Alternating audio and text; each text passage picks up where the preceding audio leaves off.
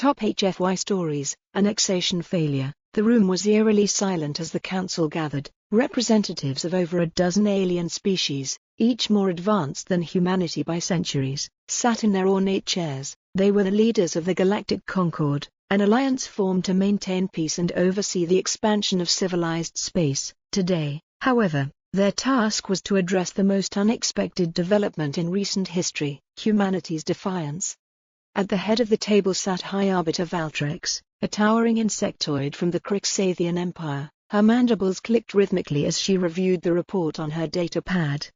"Let us begin," she announced. Her voice, amplified by translation devices, echoed through the chamber. The annexation of Earth was intended to be a simple operation. The humans were to be assimilated into the Concord peacefully. Instead, they resisted, violently. "This is unprecedented."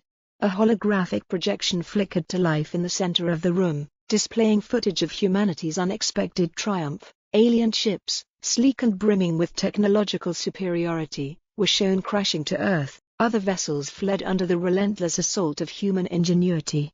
"The humans call it their HFY movement, or humanity." "Fuck yeah," an Urkath diplomat interjected, their jelly-like form jiggling with unease. "It seems to be a cultural phenomenon, a celebration of their capacity to overcome insurmountable odds." Valtrex tilted her head. "But how? Their technology is primitive, their resources are limited, they should not have been able to defeat us." "That," chimed in an elder Rithian scholar, his crystalline body shimmering, "is precisely the point. Humanity's strength does not lie in their technology or numbers, it lies in their unpredictability and their ability to adapt." The hologram shifted to show human forces in action, soldiers using guerrilla tactics to outwit superior alien strategies, engineers reverse engineering Concord tech to create makeshift weapons, and hackers crippling entire fleets with little more than outdated computers. "Did you know," the scholar continued, "that they repurposed our own nanite swarm technology to create something they call a nanite bomb? It's barbaric and brilliant at the same time." Murmurs of astonishment rippled through the room. "And then," the Urkath diplomat added, "there's their morale. We expected them to surrender once they saw the scale of our fleet. Instead, they rallied. They're motivated by an almost irrational sense of unity and defiance. They even have a saying, 'We don't lose, we learn.'" Valtrex's mandibles clicked faster. "What are you suggesting?" The scholar leaned forward. "I'm suggesting we underestimated them. Humanity is not just another species to be annexed, they are a force to be reckoned with, and if we push them further, they may unite against us in ways we cannot predict." Silence fell once more, heavier than before. Finally, Valtrex spoke. "Then we have a choice. Do we attempt to subdue them again, risking another failure, or do we bring them into the Concord as equals?" The room erupted into heated debate. Some argued for a second wave, while others advocated for diplomacy. Amidst the chaos, a single thought lingered in every mind: humanity, with its indomitable spirit, had changed the balance of power in the galaxy. For better or worse, the Galactic Concord would never be the same. The debate stretched on for hours, with tensions rising as each faction presented its case, while the more militaristic species pushed for a second, larger wave of annexation efforts. The more cautious members of the council urged restraint. Humanity had demonstrated not just resistance but the capacity to turn even their disadvantages into strengths. A second failure could fracture the Concord's authority, possibly irreparably. Amid the growing cacophony, High Arbiter Valtrex raised one clawed hand. The chamber quieted instantly. "We cannot afford another mistake," she said, her voice heavy with resolve. "A direct confrontation risks igniting a war that could spread across the galaxy. If the humans' defiance inspires other species to resist, we may face rebellions on multiple fronts."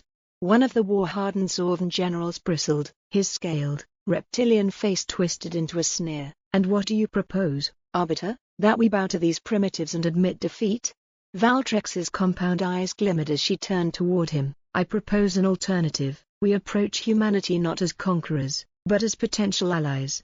The chamber buzzed with murmurs of discontent and intrigue. The Rithian scholar nodded approvingly, his crystalline form refracting light like a living prism. "A bold suggestion. Diplomacy may yield results where force has failed." The Zorvan general scoffed. "You're suggesting we offer them equality? They're barely capable of understanding the technologies we discarded millennia ago." Yet they turned those discarded technologies into weapons that crippled your fleets, the Urkath diplomat retorted, her gelatinous body rippling with amusement. The general snarled but said nothing. Valtrex pressed on. Humanity's greatest strength lies not in its tools, but in its adaptability and spirit. If we acknowledge their autonomy and invite them into the Concord, we gain access to their ingenuity and resilience. More importantly, we avoid creating an enemy capable of uniting others against us. The idea hung in the air, both revolutionary and unsettling. For centuries, the Concord had operated under the assumption that its advanced civilizations held an unassailable edge over less developed species. Humanity's defiance shattered that illusion. "And what if they refuse our offer?" a representative from the Mhirex coalition asked, their voice a soft, melodic hum. "Then we gain valuable intelligence about their intentions and capabilities," Valtrex replied, "but if they accept, we gain an ally who can help us face challenges we haven't yet imagined."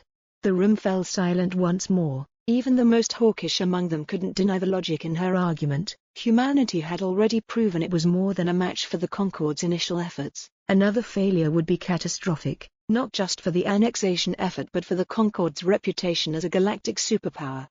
"I suggest we send an envoy," Valtrex continued, "a delegation to meet with humanity's leaders and discuss terms of cooperation. If we present ourselves as partners rather than oppressors, we might achieve a lasting peace." The vote was called. After hours of deliberation, the Council reached a decision. Diplomacy would be the path forward. A small team of ambassadors, carefully chosen to represent the Concord's diversity, would journey to Earth. As the Council adjourned, Valtrex remained behind, staring at the hologram of Earth spinning slowly before her. Humanity's resilience had defied all expectations. Whether they would accept the Concord's offer or continue their defiance was a question that lingered in her mind. But one thing was certain, the humans had earned the galaxy's respect, and their story was only beginning. The Concord's delegation departed within days, their sleek diplomatic cruiser shimmering as it slipped into hyperspace. Aboard, representatives from the Crexathian, Urkath, Rithvian, and even the begrudging Zorvan species prepared for the most critical mission in recent Concord history. Each carried the weight of their civilizations, yet all understood that humanity was no ordinary species. Earth orbit. The cruiser emerged from hyperspace, immediately greeted by a swarm of human ships. While technologically inferior to Concord vessels, the human fleet exuded an aura of readiness. Their weapons were primed, their formation tight and unyielding. The Concord ambassadors exchanged uneasy glances. "This is the UNS Resolute," came a calm but firm voice over the comms. "You are entering sovereign Earth territory. State your purpose or prepare to be engaged." Valtrex herself stepped forward to the comms panel. She spoke with measured authority, her words translated into flawless English. "This is High Arbiter Valtrex of the Galactic Concord. We come in peace to discuss terms of cooperation with humanity. We request an audience with your leaders." There was a pause, the silence stretched, the weight of potential hostility palpable. Finally, the voice returned, still guarded.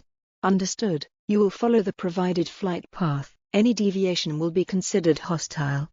The delegation complied, their cruiser escorted by a phalanx of human ships. As they descended into Earth's atmosphere, they were struck by the sight of a planet teeming with life. It was both chaotic and beautiful, a stark contrast to the sterile perfection of many Concord worlds. Geneva, Earth. The delegation was greeted by a joint council of human leaders, representing nations, corporations, and factions that had united under the banner of Earth's survival. The humans had chosen a historical, neutral site for the meeting, the Palais des Nations in Geneva. The room was filled with tension as the Concord ambassadors entered, their alien forms drawing stares and whispers. Valtrex stepped forward, her mandibles clicking softly. "Esteemed leaders of humanity," she began, inclining her head in a gesture of respect, "we stand before you not as conquerors, but as representatives of a galactic alliance seeking mutual understanding." A tall, sharp-eyed man in a crisp suit stood to respond. His name tag identified him as Secretary General Elias Carter. "High Arbiter Valtrex, your alliance didn't seem interested in understanding when your fleets attempted to annex our planet." The room's atmosphere turned colder. Valtrex nodded, her tone contrite. "You are correct, Secretary General. The Concorde misjudged humanity's capabilities and spirit. That mistake is why we are here, to acknowledge your sovereignty and propose a new relationship based on equality and cooperation. Carter's gaze didn't waver. And why should we trust you now? Your fleets came uninvited, assuming we'd capitulate. We've had to fight for our survival.